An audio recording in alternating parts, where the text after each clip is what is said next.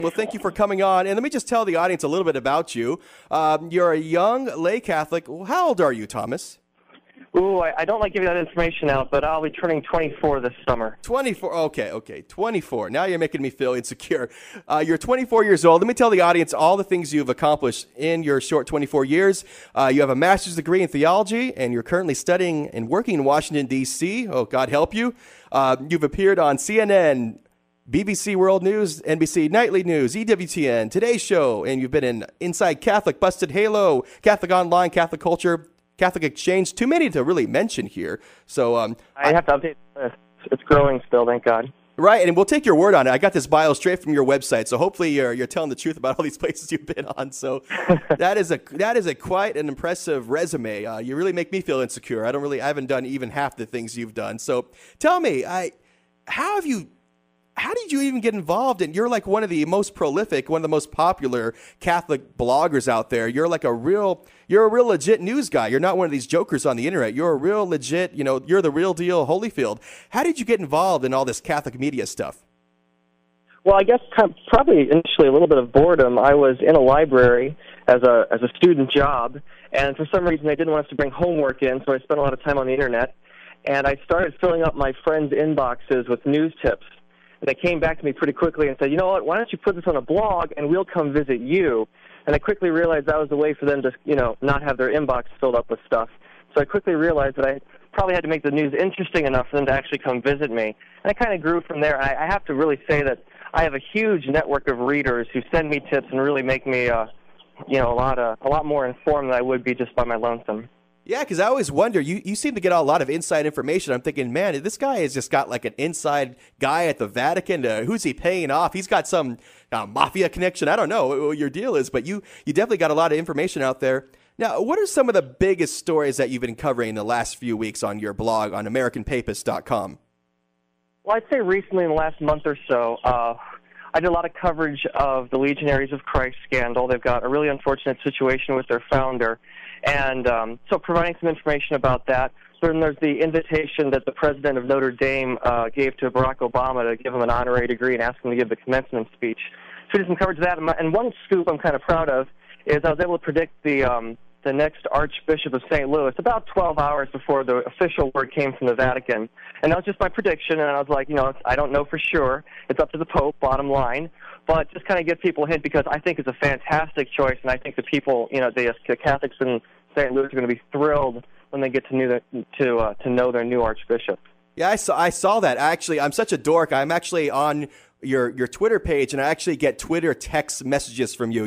I'm on your mobile thing. So actually, I was actually laying in bed. I don't know if that's too much information when I got that text about your prediction for the new Bishop of St. Louis. I say my prayers and I check my Twitter. It's not the order thing.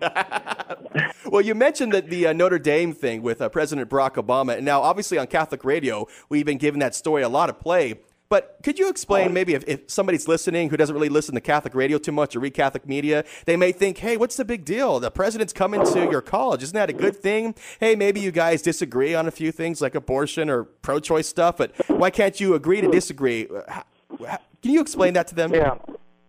Well, I think the difficulty, and by the way, if you hear a plane in the background, it's because I'm sitting outside of my porch in D.C., and I'm pretty close to Reagan Airport. It's one of those, cheap student living situations. But as far as the Barack Obama invitation goes, it's really awkward because it's one thing to invite the president to have a dialogue about important cultural issues. It's another thing to basically roll out the red carpet and say, this is a wonderful president, we're completely happy with him, we want to give him an honorary degree, and especially because they're trying to give him an honorary degree in laws. And frankly, Catholics believe that the law that permits abortion is not a just law, and we're trying to actively change the culture and change the laws in the United States so unborn human beings are protected, and that dialogue should be going on, and we shouldn't be giving awards to people who haven't yet, quite, passed muster. So I think that's the awkward situation. Ultimately, maybe God will use the situation for his grace, and ultimately, because maybe this will just put so much attention on Barack Obama's abortion record. Maybe a lot of Catholics who might have voted for him because they thought he was a cool guy and charismatic and everything, maybe this will finally show them, we just can't support his abortion policy. So maybe it'll at least put a spotlight on that. Maybe at least God will use that for his grace. It's a very yeah, it's a very significant silver lining. I hope a lot of good comes out of it. I think what a lot of blogs sometimes fall into doing is being only critical and complaining. What I try to do is also make a point about what's positive and going on to encourage, me and everyone else, who's reading it. And there's a lot of bad things in this world. There's a lot of good things too, and we can do a lot more if we know what's going on. We know where we have to be.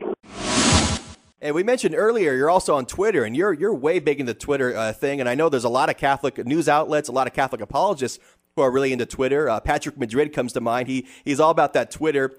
And I'm just new to this Twitter thing, so it seems a little weird to me, but I do enjoy it. Why don't you explain to us what Twitter is?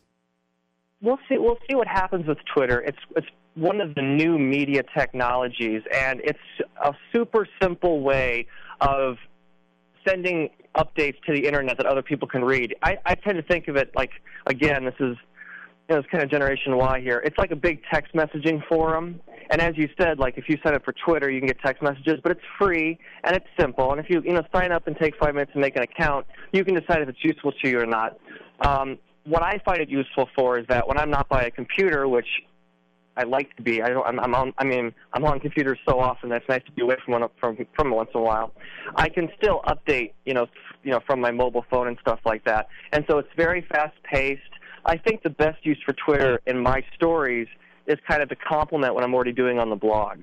So it's just I'm kind of experimenting with it and seeing if it's useful to people. We'll see what happens. Okay, so you're not quite convinced yet on the Twitter. Yeah, I mean, like a lot of new technologies, it's kind of you have to see if it's going to catch or not, and I think it's catching on pretty well. So I'm still experimenting with it. I don't understand Twitter myself completely yet, but it's been pretty useful so far. And we are here with Thomas Peters from AmericanPapist.com, and that's one thing I wanted to ask you. It's something that I have anxiety about because I love technology. I love finding out about the new Twitter type stuff, Facebook, not MySpace anymore because that's kind of creepy, but all the new technology, because there's a lot of junk out there, but there's a lot of really good Catholic stuff, like I was saying earlier. But my struggle, and maybe you can help me if you found some kind of solutions, I get caught up in that where it's all this stuff is racing through my mind, and it's difficult for me to actually sit down in front of the Blessed Sacrament and pray or to complete a whole rosary because we're so used to things that on Twitter that are just 140 characters or less, instant, quick.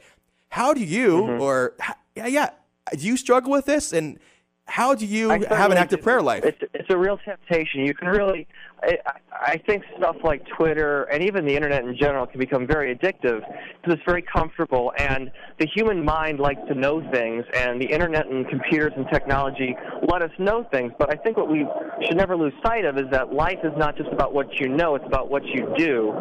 And I think one of the things that has helped me is kind of establish some guidelines and say that, it's a way of looking at technology and say, like, how is it helping my real day-to-day life? And like anything, is it getting to be too much? It's like caffeine. I mean, caffeine can help you in your day-to-day thing, but if you start getting addicted to caffeine, you have to have 6 coffees a day.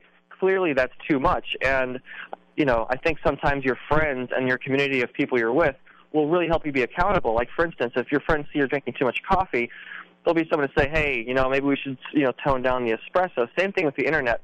If you find that you're at a party and you're pulling out your cell phone and texting people, well, hopefully your friends will be there and say, hey, Tom, maybe you should put down the phone and actually sit down and have a conversation with us. And, to go back to what we were talking earlier about Facebook, I think it's a really good thing that a bunch of kids have decided to kind of give up Facebook for Lent because what do? You start realizing that you don't need Facebook to be happy. It helps you connect with friends. It helps you do things, but bottom line is what you're doing. And absolutely things like the Blessed Sacrament, Mass, and prayer, those things are very human, and there's a reason that God established those sort of things for us to live in the church, and we should never lose sight of that. So absolutely, I think, don't Twitter and Mass is my bottom line, except if you're reporting. That's a little bit different. Now, are you the American Papist? Because like I said, Lino really earlier, he calls himself the Catholic guy. Now, he actually trademarked that name. You haven't trademarked American Papist, have you? No, I haven't. I'd like to see someone else try to do it. My goal is not to be the American Papist. I hope we all eventually become American Papists, because I hope we're all good and faithful Americans who are also in love with Jesus and follow the Pope. That's my goal, and there's no trademark on that.